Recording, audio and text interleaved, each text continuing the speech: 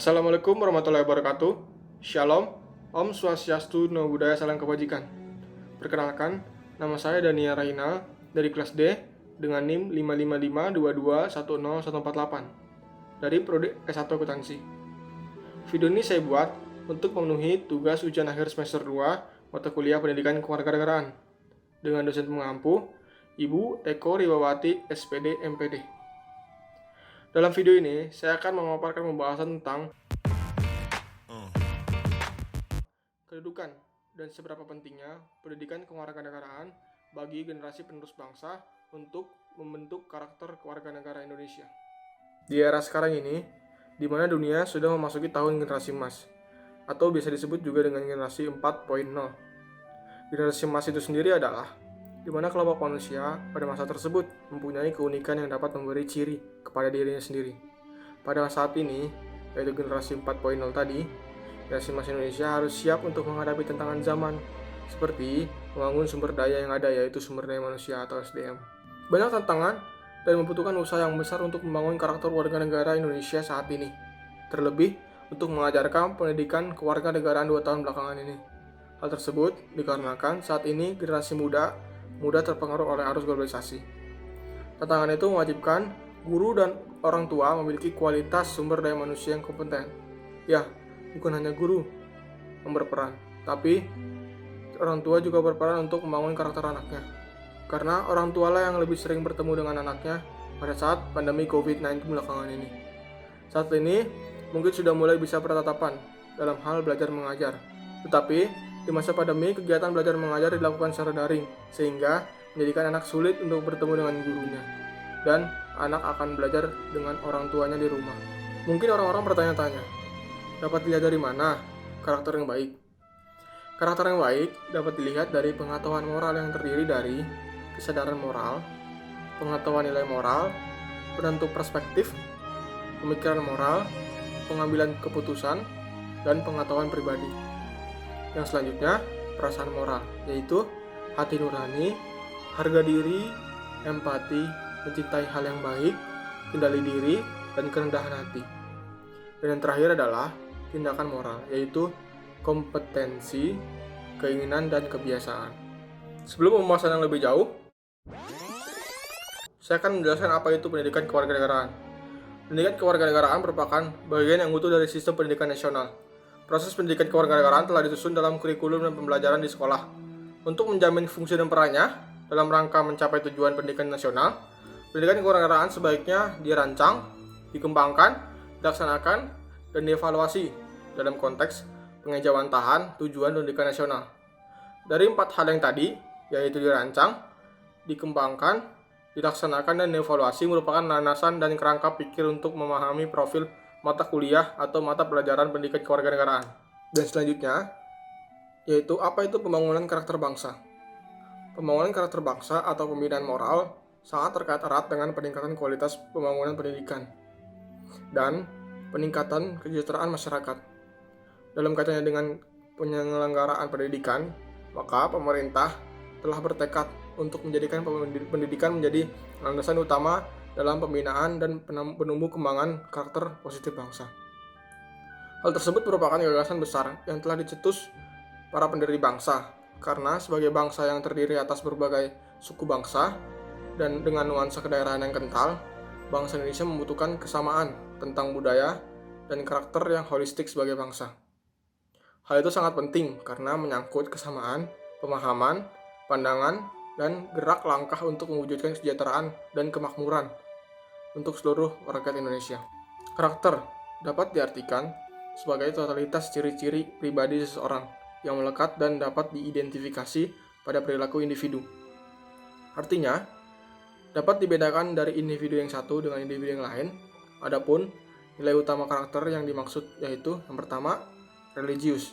Nilai karakter religius mencerminkan keberimanan kepada Tuhan Yang Maha Esa yang mewujudkan dengan cara melaksanakan ajaran agama dan kepercayaan yang dianut.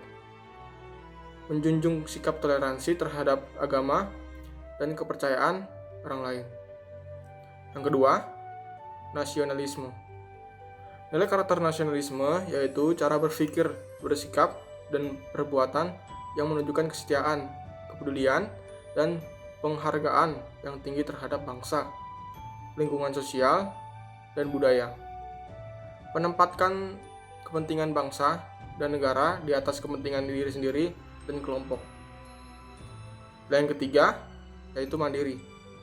Nilai karakter mandiri yaitu sikap dan perilaku tidak bergantung pada orang lain dan mempergunakan segala tenaga, pikiran, dan waktunya untuk mencapai harapan, mimpi, dan cita-citanya. Nilai yang keempat yaitu gotong royong. Nilai gotong royong mencerminkan tindakan menghargai, semangat kerja dan tolong-menolong, menyelesaikan persoalan bersama, menjalin komunikasi dan persahabatan, memberi bantuan kepada orang yang membutuhkan, dan lain sebagainya. Nilai yang kelima, integritas. Nilai karakter integritas yaitu nilai yang mendasari perilaku yang didasarkan pada upaya menjadikan dirinya sendiri sebagai orang yang selalu dapat dipercaya dalam perkataan, perbuatan, maupun pekerjaannya. Memiliki komitmen dan kesetiaan pada nilai-nilai integritas, kemanusiaan, dan moral. Contohnya seperti sikap bertanggung jawab, aktif terlibat dalam kehidupan sosial, melakukan tindakan dan perkataan berdasarkan kebenaran. Kembali ke topik kita yang awal, yaitu seberapa pentingnya pendidikan kewarganegaraan bagi generasi penerus bangsa. Demi hal tersebut, pembangunan yang merata oleh pemerintah sudah membuat peraturan perundang-undangan tentang pendidikan, yaitu dalam pasal 31 ayat 1 yang menyatakan bahwa tiap-tiap warga negara berhak mendapatkan pengajaran, dan dalam peraturan pemerintah nomor 47 2008 pasal 7 ayat 4 dan 5 peraturan pemerintah pada setiap daerah memungkinkan diatur menjadi wajib belajar 12 tahun dan juga menjadikan alasan penolakan oleh Mahkamah Konstitusional atas uji material yang diajukan, di mana pemerintah sudah memberikan dukungan penuh dalam hal membangun karakter bangsa Indonesia sejak duduk di kursi sekolah dasar. Karena sekarang pendidikan kewarganegaraan jadi ujung tombak untuk membangun karakter kebangsaan dalam setiap diri masing-masing. Kurikulum prototipe. Dikatakan kurikulum ini merupakan kelanjutan dari kebijakan pembelajaran sebagai respon dari pandemi COVID-19. Kurikulum prototipe merupakan kurikulum yang berbasis kompetensi untuk mendukung pemulihan pembelajaran dengan penerapan pembelajaran berbasis proyek atau project based learning untuk mendukung pengembangan karakter sesuai dengan profil pelajar Pancasila. Penerapan kurikulum prototipe ini nantinya akan dilaksanakan di jenjang pendidikan TK, SD, SMP, dan SMA atau SMK. Ya, di jenjang TK. Penerapan kurikulum prototipe lebih berfokus pada aktivitas bermain siswa sebagai proses pembelajaran yang diutama. Pembentukan karakter untuk memperkuat profil pembelajaran Pancasila melalui literasi buku-buku yang digemari siswa. Yang semula pada kurikulum ke-13, pembelajaran siswa berbasis tema di jenjang SD. Adanya pengembangan atau penggabungan mata pelajaran IPA dan IPS menjadi IPAS atau Ilmu Pengetahuan Alam dan Sosial untuk memahami lingkungan sekitar yang semula terpisah di kurikulum 2013. Bahasa Inggris merupakan mata pelajaran pilihan bagi siswa dengan bertumpu pada pembelajaran berbasis proyek atau project based learning untuk meningkatkan profil pelajar Pancasila. Di jenjang SMP, kurikulum prototipe mewajibkan mata pelajaran informatika, di mana mata pelajaran ini merupakan mata pelajaran pilihan di kurikulum 2013.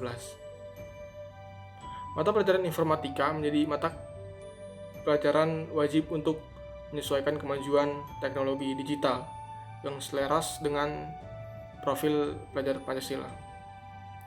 Sementara itu, di jenjang SMA, adanya penghilangan jurusan IPA, IPS, bahasa, dan sebagainya diganti dengan siswa kelas 10 akan mengikuti mata pelajaran yang sama dengan SMP, sementara kelas 11 dan 12 bisa memilih kombinasi mata pelajaran sesuai dengan minat kebutuhan, kemampuan, dan cita-citanya. Seperti apa yang disebut dalam detik.com menyebutkan manfaat kurikulum prototipe dalam eksplorasi karir. Manfaat kurikulum prototipe yang pertama, memberikan fasilitas sesuai minat. Sesuai dengan apa yang dikatakan oleh Uya Barita MPD sebagai narasumber pada webinar yang diselenggarakan pada Fakultas Ilmu Pendidikan Universitas Negeri Yogyakarta, mengatakan kurikulum prototipe ini memfasilitasi kebebasan dalam belajar sesuai dengan kebutuhan siswa, sesuai dengan apa yang diinginkan, minat, atau yang merasa siswa mampu. Dan juga terdapat pada Kompasiana.com menyebutkan rancangan kebijakan kurikulum prototipe yang rencananya akan diterapkan pada tahun 2022. Merupakan kurikulum yang dipilih melanjutkan arah kurikulum sebelumnya, yaitu kurikulum 2013. Dalam penerapannya, kurikulum ini lebih berfokus pada materi yang esensial dan tidak padat materi. Mungkin sekian dari saya, kurang lebihnya mohon maaf. Wassalamualaikum warahmatullahi wabarakatuh.